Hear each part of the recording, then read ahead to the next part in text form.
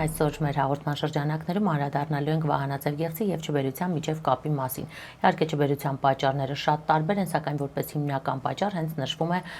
կանանց օրգանիզմի դիսբալանսը։ Խոսքս տվյալ դեպքում կանանց իհարկե կողմից չբերության արձանագրման մասին է, իհարկե այն լինում է նաեւ տղամարդկանց խնդրի պատճառով։ Բայց այսօր հասկանանք, թե վահանաձև գեղձը ինչ կապ ունի չբերության հետ եւ թեմայի շուրջ զրուցելու եմ եկել Իզմիրլյան բժշկական կենտրոնի էնդոկրինոլոգ Զոնա Մանասարյանի հետ։ Բարև բժշկուհի։ Բարև ձեզ։ Շնորհակալ եմ, որ մեր հյուրն եք։ Շնորհակալ եմ ձեզ։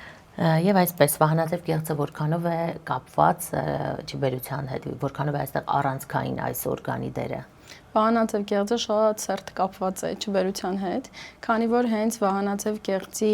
խնդիրների ժամանակ կարող է առաջանալ չբերություն, այսինքն պատճառներից մեկը կարող է դա լինել։ Հիմնական պատճառները, քանի որ մենք ապրում ենք էնդեմիկ գոտիում, այսինքն յոդե դեֆիցիտային պայմաններում, հետևաբար մեր մոտ առավել հաճախ հանդիպում է վահանաձև գեղձի թերֆունկցիան հիպոթիրեոզ հիվանդությունը, որը որ կանայք ավելի հաճախակի են հիվանդանում, քան տղամարդիկ, եւ հենց վահանաձև գեղձի հիպոթիրեոզն է, որ կարող է առաջացնել չբերություն, այսինքն չիմանալ, որ կա խնդիր, ունենալ TSH-ի նույն TTG-ի բարձր մակարդակ, չիմանալ, որ կա այդտեղ վահանաձև գեղձի խնդրեմ եւ չիմանալ, որ դա կապված է վահանաձև գեղձի հետ, տվյալ չբերությունը։ Այո, հետաքրքիր խնդիրը մանկուց կարող է առաջանալ, զարգանալ, թե դա որևէ այլ հիվանդության հետևանք կարող է լինել կամ հոգեվիճակի։ Մանկուց կարող է զարգանալ, որովհետև մենք ունենք նաև բնածին հիպոթիրեոզ հիվանդությունը, որը որ առաջանում է նորածնային շրջանում, դա առավել հաճախ լինում է, երբ մայրիկը ունենում է խնդիր, քանի որ սաղմը մինչև 12 շաբաթական իր սեփական վահանաձև գեղձը չի ունենում, նա սկսում է մոր օրգանիզմից ստանել այն բոլոր կենսական կարևոր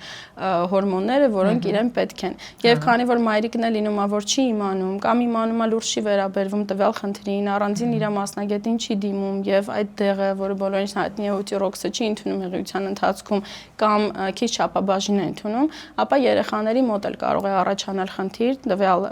բնածին հիպոթիրեոզը, որը որ այո, նորածնային շրջանից սկսում ենք բուժում, որը որ ամբողջ կյանքի համար է ստացվում։ Այո, այսինքն քրոնիկ այդ խնդիրը կրողն են դառնում։ Շատ հաճախ կանայք ինքնական փոխում են այդ դոզավորումը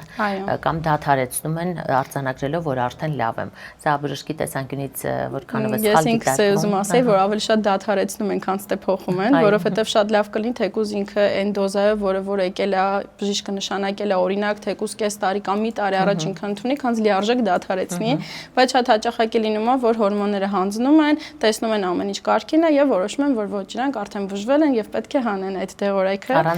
առանց բժշկի հետ խորհրդակցելու եւ հետո բնականաբար արդեն գալիս են բժշկի այն ժամանակ, երբ TTG-ն շատ ավելի բարձր է, քան եղել է առաջին անգամ, երբ ինքը հետազոտվել է եւ բնականաբար մենք 0-ից սկսում ենք նորից հերթական բուժումը, այո, սա իսկապես տարածված խնդիր է։ Այսինքն վահանաձև գեղձի խնդիրը եթե առկա է, կարող է հղիություն գրանցվել։ Այո, ուղղակի վիժումներով ուղեկցվել։ Կարող է վիժումներ լինել, այո, կարող է դժվար հղիություն, այսինքն չհղիանա, վիժումներ լինեն, այսինքն կարա դժվարեցնի ընթացքը, բայց եթե ինքը հայտնաբերվել է եւ թեկուզ հղիության ժամանակ, հա, կոնկրետ խոսքը հիպոթիրեոզի մասին է, իհարկե գրագետ ճիշտ բուժում անելով ողջ ընթացքում, որովհետեւ մենք մեր բոլոր հղիների հետ ամեն ամիս ստանդարտ կապի մեջ ենք, որովհետեւ ամեն ամիս իրանք պետքա հանձնեն, հետազոտվեն, անալիզները տան, որպեսզի հասկանանք ինչ դեղաչափով ենք փոփոխում դեղը, որպեսզի ճիշտ եւ գրագետ մոտեցում ցուցաբերենք։ Շատ լավ, խնդրի հետ կապված կցանկանայի նշեիք, թե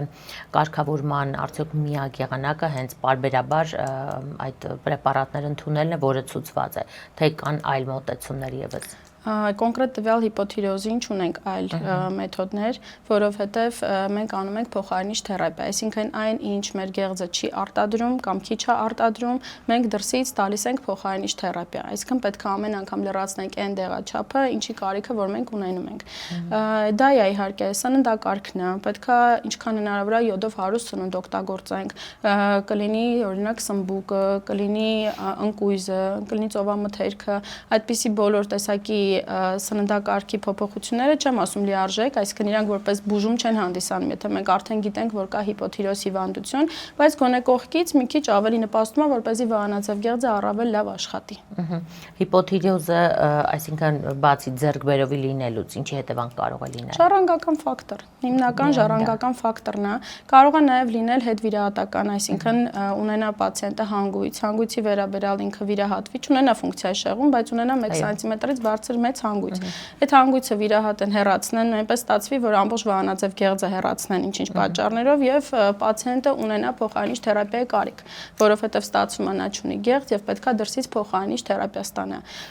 Այդ ժամանակ էլ ենք արդեն մենք ունենում հիպոթիրոզ, որը որ հետվիրահատական է եւ պետքա այլ ամբողջ կյանքի համար պացիենտը բուժում ստանա։ Այս խնդիրը ունեցող կանայք հիմնականում լինում են շատ դյուրագրգիռ, ունենում են քնի հետ կապված խնդիրներ, էմոցիոնալ են, այո, այլ ինչ կարևոր նշաններ կան, որոնք օրինակ կարող են ունենալ մաշկի չորություն, որը շատ հաճախակ է լինում, մասնավորապես արմունկների շրջանում, կրունկների ճակճկվածություն, մազաթափություն, հիշողության վատացում, ընդհանուր թուլություն, խայտառակ թույլ են լինում, ասում են առավոտյան զարթնում եմ, ոնց որ արդեն աշխատանքից եկած լինեմ, դաշտանային ցիկլի խանգարումներ։ Այդ բոլորը կարող է խոսել վահանաձև գեղձի խնդրի մասին եւ կուզենայի նշեի, որ շատ լավ է, որ տարեկան բուժզննում ունենք մենք եւ մեզ շատ հաճախակի դիմում են մարդիկ չիմանալով, որ այդ իրանց բոլոր գանգատները կապված են վահանաձև գեղձի թերֆունկցիայի հետ, այսինքն իրանց տարեկան բուժզնման մեջ ունեն վահանաձև գեղձի սոնոգրաֆիկ հետազոտություն, իրանք անում են այդ հետազոտությունը եւ պարզվում է, որ կա խնդիր, թեկուզ նույն միայն անհամատակարարումն է, մի փոքր ակտիվացած եւ ուղղորդվում է էնդոկրինոլոգի մոտ։ Մենք արդեն բոլոր տեսակի հետազոտությունները հորմոնալ ամեն ինչ նշանակում ենք եւ եթե խնդիր կա, իհարկե բուժում ենք։ Այն միշտ բժիշկները ասում են ակտիվ ֆիզիկական վարժություններ, ակտիվ կյանք, քայլ, գլուխ եւ այլն։ Արդյոք այս ամենը եթե ներառեն կենսակերպում, կարող է այս խնդիրը հիպոթիրոզը օրինակ ընկրկել։ Իրականում դա օգնելու է հիվանդության գլուխ չբարձրացնելուն որոշակի չափով, այսինքն ճիշտ ապրելակերպը, բայց ժառանգական ֆակտորը միանշանակ չենք կարող բացառել, որովհետեւ առավել հաճախ մայրական գծով աղջիկներին փոխանցվող հիվանդություն է եւ եթե խնդիրը լինում է մենակ ֆիզիկական ակտիվությունը սուտ կլինի, որ ասեմ ինչ որ բանով օգնելու է մեզ, չէ։ Դիաբետին կօգներ, թե սննդակարգը թե դա վահանաձև գեղձին չէ, ցավոք սրտի ոչ, այո։ Խնդիր չէ։ Եվ վերջում կցանկանայի ձեր խորհուրդ եղեք մեր կանանց, դուք գործիք բերումով հաստատ վկա եք լինում բոլոր այն դեպքերի, որոնք սխալ ուղղության վրա են եղել եւ այդ պատճառով է խնդիրը այդ չափ խորացել։ Խնդրեմ նրանց ուղղորդեք։ Ես իհարկե խորհուրդ կտամ մեր հայ կանանց, որպեսզի դիմեն բժշկի, հետազոտվեն ժամանակին, որպեսզի կարողանան կանխարգել են տվյալ հիվանդությունը, այլ ոչ թե արդեն սկսեն բուժել։ Եվ ինչը վերաբերվում է արդեն եթե կա խնդիր, իհարկե լուրջ վերաբերվել, ինքնաբուժությամբ չզբաղվել, դիմել բժշկի, անընդհատ լինել բժշկի հետ կապի մեջ, որպեսզի կարողանան դոզաչափը նորմալ դեղորայքի ճիշտ որոշել գրագետ եւ հետագա բարդություններից խուսափել։ Շնորհակալ եմ հետաքրքիր ինֆորմացիայի համար։ Հարգելի հեռուստադիտող, թե ինչ մեր նպատակն է ուղղորդել ձեզ ուշադրության կենտրոնում պահել առողջությունը։ Բոլոր այն ախտանշանները, որոնք խոսում էին հիպոթիրոզի մասին եւ որոնք անմիջական կապ ունեն չբերության հետ, սա էր այսօրվա մեր թեման,